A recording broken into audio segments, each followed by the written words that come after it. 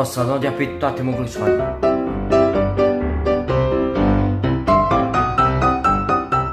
Tata, mogu li reći vam meni dosadno?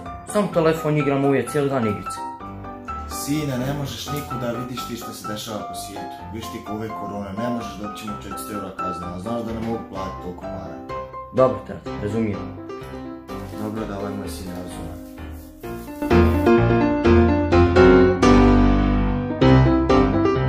Tata, mogu li reći vam meni dosadno? Sam telefon igram uvijek, cijeli dan igrice. Vide malo, on još smije pita da ide vani. Još smije, a dolaz vam, haj vam. Oj, ta smir se! Oj, još ljudi! Oj, ljudi, moram tati reći za jedincu. Bolje da rečem, više će mi se prostiti. Tati, ja tad nešto vam za reći, ali nemoj se ljubiti. Dobro, sine, ajde, vam se da ti pričam. Gdje, sine, reci mi, u čemu je problem?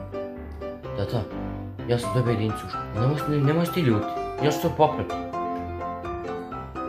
Sine, ja mislim da je neki ozbiljni problem. Ja to znam da si ti popravio, to te vjerujem. Ja mislim da si ti uradio nešto profesorci, da si ubio koga, ne daj Bože. Sve ćemo s mi to dobro. Dobro, tata, znamo smijati što ti mene trenuti.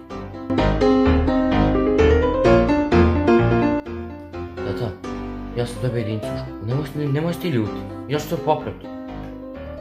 Jedincu? Kakvu jedincu, mali? A ništa, nije problem. Haj sad ti dole, ideš ovu šumu tu dole. Zberi se ovako u trklju, da nisi je vamo, da budeš što veća. Kad te prešastarim preko leđa da nama pišneš. Nama poneš pa si ti zapan za cijela vremena. Ajde!